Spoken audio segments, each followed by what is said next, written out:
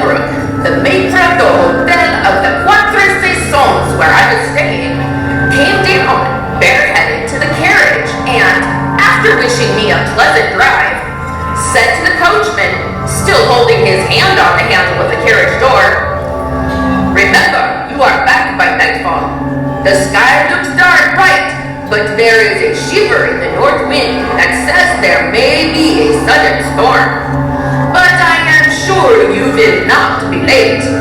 Here he smiled and added, "For you know what night it is." Johann answered with an emphatic, "Ja, my Herr," and, touching his hat, drove off quickly. When we had cleared the town, I said after signaling to him to stop, "Tell me, Johann, what is tonight?"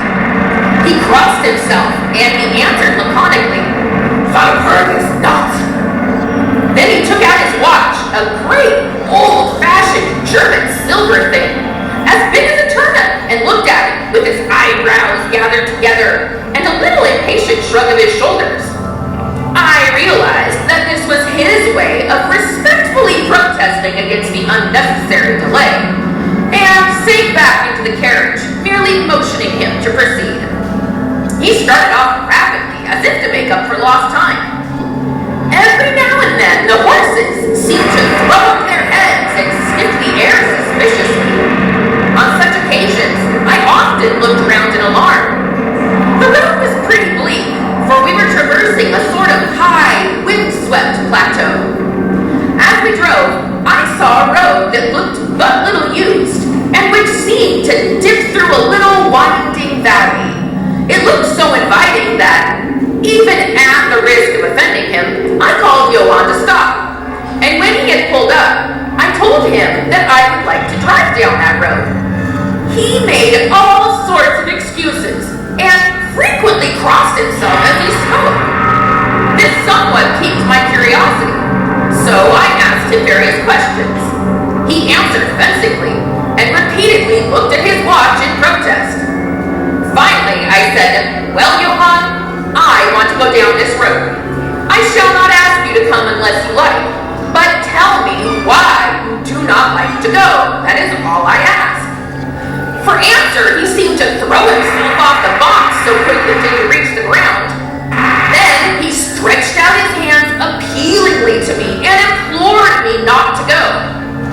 There was just enough of English mixed with the German for me to understand the drift of his talk. He seemed always just about to tell me something, the very idea of which evidently frightened him. But each time he pulled himself up, saying as he crossed himself, "Valhalla is not." I tried to argue with him, but it was difficult to argue with a man when I did not know his language. The advantage certainly rested with him, for although he began to speak in English, of a very crude and broken kind, he always got excited and broke into his native tongue, and every time he did so, he looked at his watch. Then the horses became restless and sniffed the air. At this he grew very pale, and looking around in a frightened way, he suddenly jumped forward, took them by the bridles, and led them on some 20 feet. I followed and asked why he had done this. For answer, he crossed himself, pointed to the spot we had left, and drew his carriage in the direction of the other road, indicating a cross, and said first in German, then in English, "Bury him what killed themselves." I remembered the old custom of burying suicides at crossroads. Ah, I see, a suicide. How interesting. But for the life of me, I could not make out why the horses were frightened. Whilst we were talking, we heard a sort of sound between a yelp and a bark. It was far away, but the horses got very restless, and it took Johann all his time to quiet them. He was pale and said, "It sounds like a wolf, but yet there are no wolves here now." "No?" I said, questioning him. "Isn't it long since the wolves were so near the city?" "Long, long," he answered.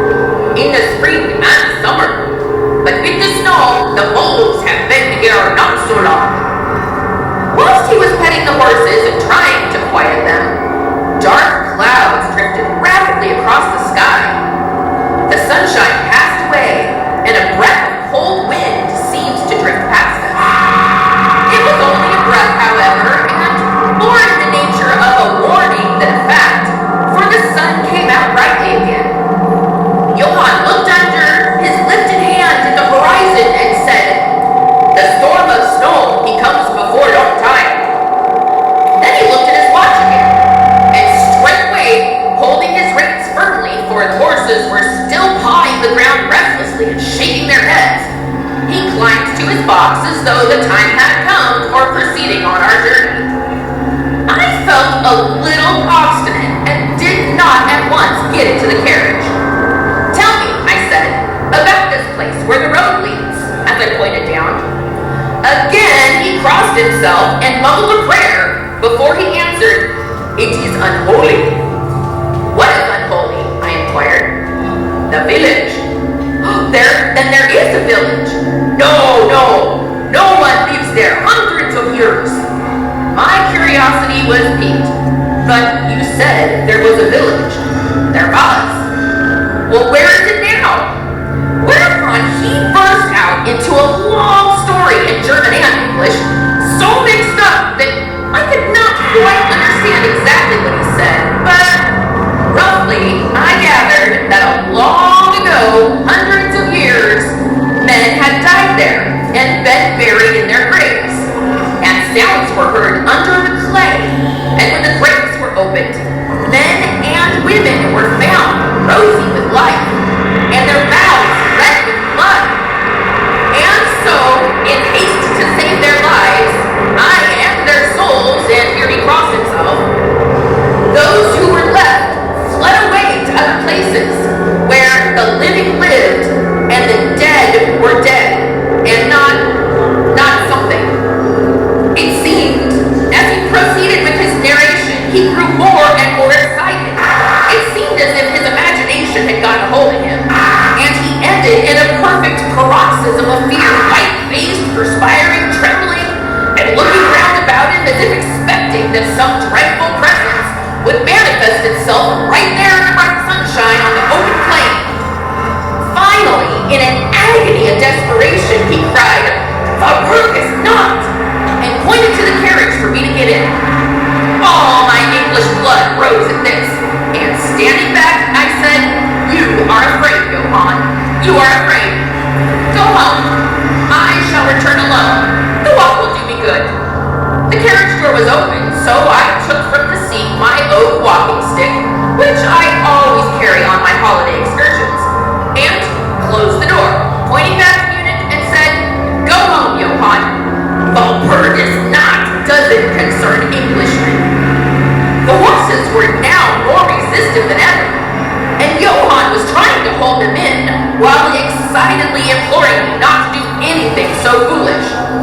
I pitied the poor fellow, he was so deeply in earnest, but all the same I could not help laughing. His English was quite gone now. In his anxiety, he had forgotten that his only means of making me understand was to talk my language. So he jabbed away in his native German. It began to be a little tedious. After giving the direction, "home," I turned to go down the crossroad into the valley. With a despairing gesture, Johann turned his horses towards Munich. I leaned on my stick and looked after him. He went slowly along the road for a while. Then there came over the crest of the hill a man, tall and thin. I could see so much in the distance. When he drew near the horses, they began to jump and kick about, then to scream with terror. Johann could not hold them in. They bolted down the road, running away madly. I watched them out of sight, then looked for the stranger, but I found that he too was gone. With a light heart, I turned down the side road through the deepening valley to which Johann had objected. There was not the slightest reason that I could see for his objection, and I dare say I tramped for a couple of hours without thinking of time or distance, and certainly without seeing a person or a house. So far as the place was concerned, it was desolation itself. But I did not notice this particularly till, on turning a bend in the road, I came upon a scattered fringe of wood. Then I recognized that I had been impressed unconsciously by the desolation of the region through which I had passed. I sat down to rest myself and began to look around. It struck me that it was considerably colder than it had been at the commencement of my walk. A sort of sighing sound seemed to be around me, with now and then, high overhead, sort of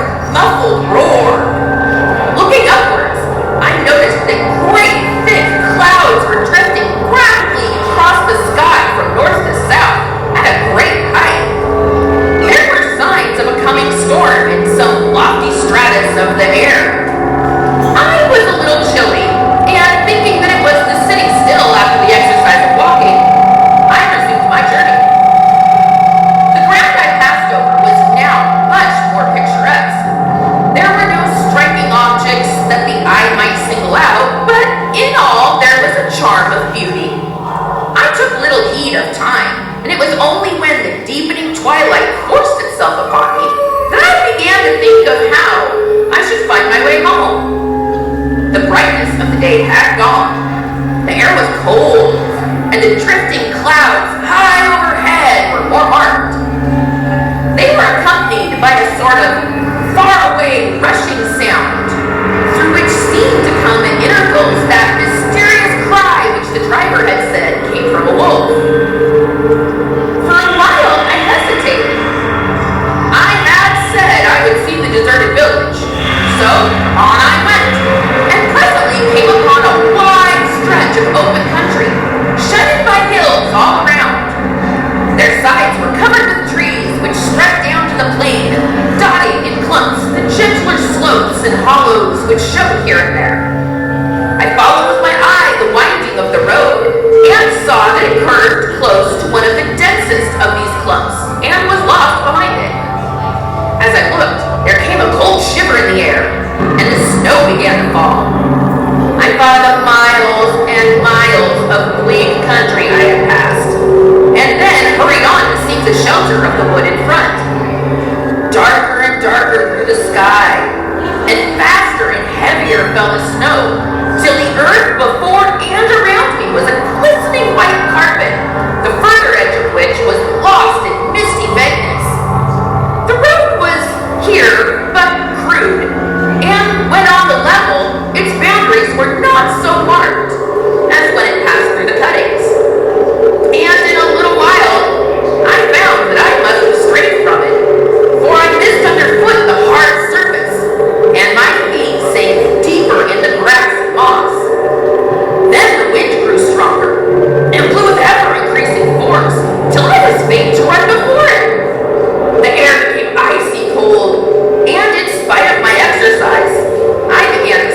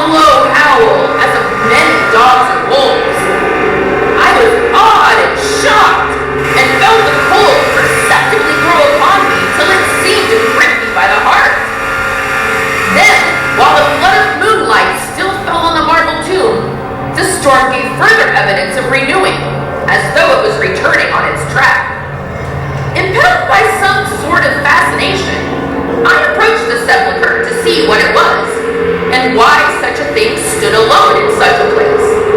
I walked around it and read over the door in German, Countess Doligen of Graz in Styria, sought and found death, 1801. On the top of the tomb, seemingly driven through the solid marble, for the structure was composed of a few vast blocks of stone, was a great iron spike or stake. On going to the back, I saw graven in great Russian letters, "The dead travel fast."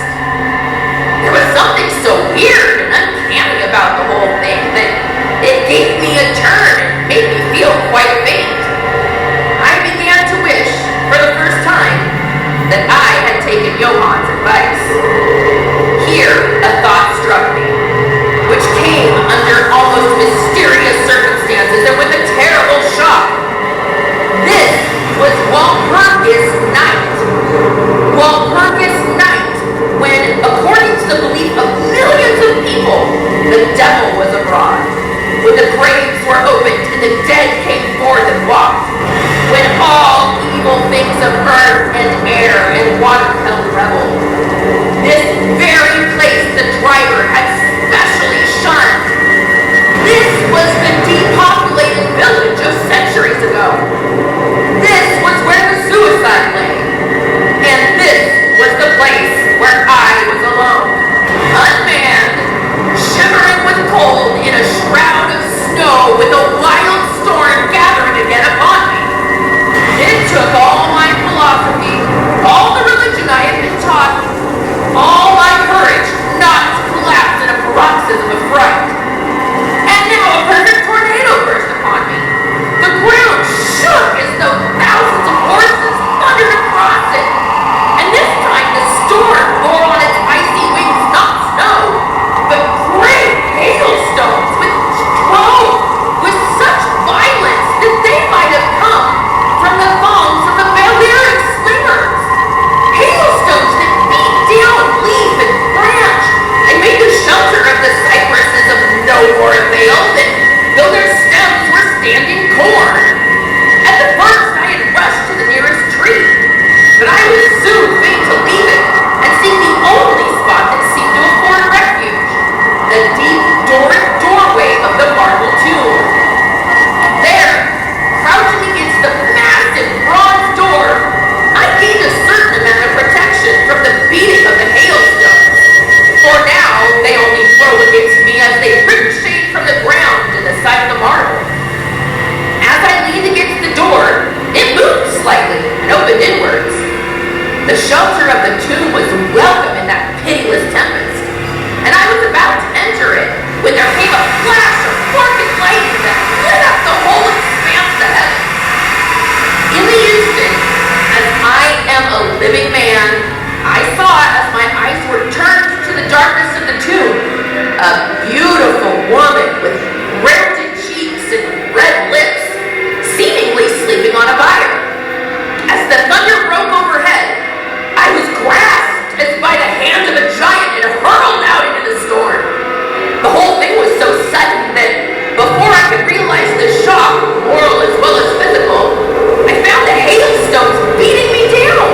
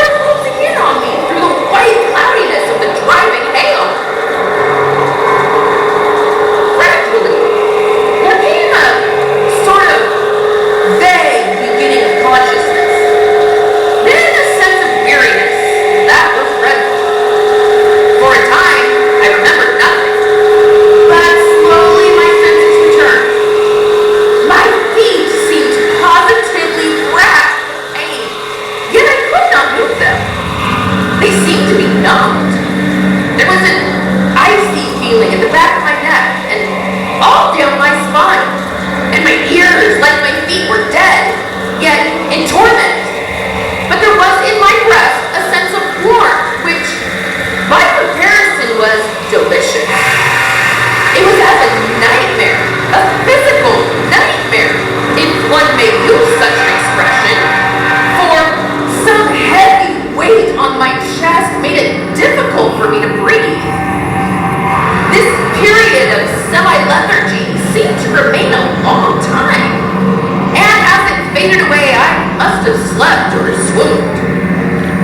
Then came a sort of loathing, like the first stage of seasickness, and a wild desire to be free from something, though I knew not what. A vast stillness enveloped me, as though all the world were asleep or dead, only broken by the low panting, as of some animal close to me. I felt a warm rasping in my throat. Then came a consciousness of the awful truth, which chilled me to the heart and sent the blood surging up through my brain. Some great animal was lying on me and now licking my throat. I feared to stir, for some instinct of prudence bade me lie still. But the brute seemed to realize that there was some now change in me, for it raised its head. Through my eyelashes, I saw above me the two great flaming eyes of a gigantic wolf. Its sharp white teeth gleamed in the gaping red mouth, and I could feel its hot breath fierce and acrid upon me. For another spell of time, I remembered no more. Then I became conscious of a low growl, followed by a yelp, renewed again and again. Then, seemingly very far away, I heard a "Hello! Hello!" as of many voices calling in unison. Cautiously, I raised my head and looked in the direction whence the sound came, but the cemetery blocked my view. The wolf still continued to yelp in a strange way, and a red glare began to move round the grove of cypresses, as though following the sound. As the voices drew closer, the wolf yelped faster and louder. I feared to make either sound or motion. Nearer came the red glow over the white pall which stretched into the darkness around me. Then, all at once, from beyond the trees, there came at a trot a troop of horsemen bearing torches. The wolf rose from my breast and made for the cemetery. I saw one of the horsemen, soldiers by their capes and their long military clothes, raise his carbine and take aim. A companion knocked up his arm, and I heard the ball whiz over my head. He had evidently taken my body for that of the wolf. Another sighted the animal as it slunk away, and a shot followed. Then, at a gallop, the troop rode forward, some towards me, others following the wolf as it disappeared among the snow-clad cypresses. As they drew nearer, I tried to move, but was powerless, although I could see and hear all that went on around me. 2 or 3 of the soldiers jumped from their horses and knelt beside me. One of them raised my head and placed his hand over my heart. "Good news, comrades!" he cried. "His heart still beats!" Then some brandy was poured down my throat. It put vigor into me, and I was able to open my eyes fully and look around. Lights and shadows were moving among the trees, and I heard men call to one another. They drew together, uttering frightened exclamations, and the lights flashed as the others came pouring out of the cemetery pell-mell like men possessed. When the further ones came close to us, those who were around me asked them equally, "Well, have you found him?" The reply rang out hurriedly, "No, no, come away, quick, quick. This is no place to stay, and on this of all nights." "What was it?" was the one question asked in all manner of keys. The answer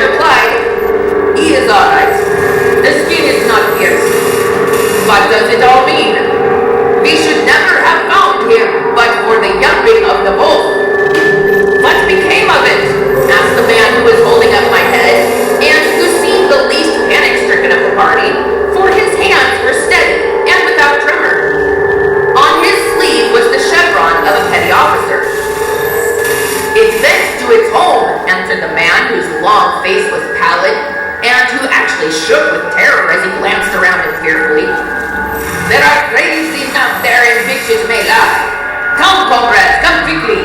Let us leave this cursed spot. The officer raised me to a sitting posture as he uttered a word of command.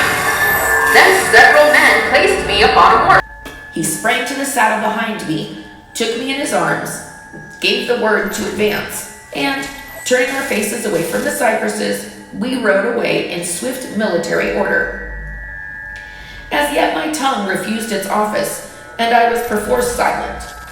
I must have fallen asleep, for the next thing I remembered was finding myself standing up, supported by a soldier on each side of me. It was almost broad daylight, and to the north, a red streak of sunlight was reflected like a path of blood over the waste of snow. The officer was telling the men to say nothing of what they had seen, except that they had found an English stranger guarded by a large dog. Dog?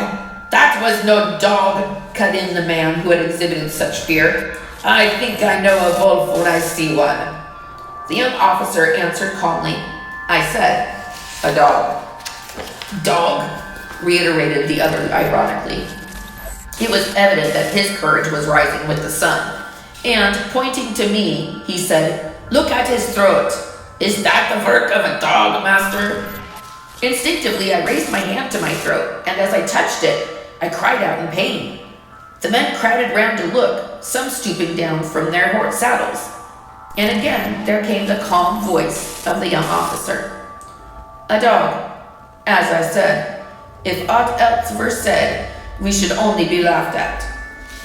I was then mounted behind a trooper, and we rode on into the suburbs of Munich. Here we came across a stray carriage into which I was lifted, and it was driven off to the Quatre Saisons. The young officer accompanied me, whilst a trooper followed with his horse, and the others rode off to their barracks. When we arrived, Herr Delbruck rushed so quickly down the steps to meet me that it was apparent he had been watching within. Taking me by both hands, he solicitously led me in. The officer saluted me and was turning to withdraw when I recognized his purpose and insisted that he should come to my rooms. Over a glass of wine, I warmly thanked him and his brave comrades for saving me. He replied simply that he was more than glad, and that Herr Delbruck had at the first taken steps to make all the searching party pleased, at which ambiguous utterance the maître d'hôtel smiled while the officer pleaded duty and withdrew. But Herr Delbruck, I inquired, how and why was it that the soldiers searched for me? He shrugged his shoulders as if in a depreciation of his own deed, as he replied, I was so fortunate as to obtain leave from the commander of the regiment in which I served to ask for volunteers. But how did you know I was lost? I asked. The driver came hither with the remains of his carriage, which had been upset when the horses ran away. But surely you would not send a search party of soldiers merely on this account? Oh no, he answered, but even before the coachman arrived, I had this telegram from the boyar whose guest you are, and he took from his pocket a telegram which he handed to me, and I read, Beatrice, be careful of my guest. His safety is most precious to me.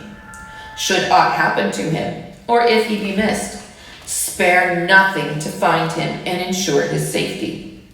He is English, and therefore adventurous. There are often dangers from snow and wolves and night. Lose not a moment if you suspect harm to him. I answer your zeal with my fortune. Dracula. As I held the telegram in my hand, the room seemed to whirl around me. And if the attentive maître d'hôtel had not caught me, I think I should have fallen. There was something so strange in all this, something so weird and impossible to imagine, that there grew on me a sense of my being in some way the sport of opposite forces, the mere vague idea of which seemed in a way to paralyze me. I was certainly under some form of mysterious protection. From a distant country had come, in the very nick of time, a message that took me out of the danger of the snow sleep and the jaws of the wolf.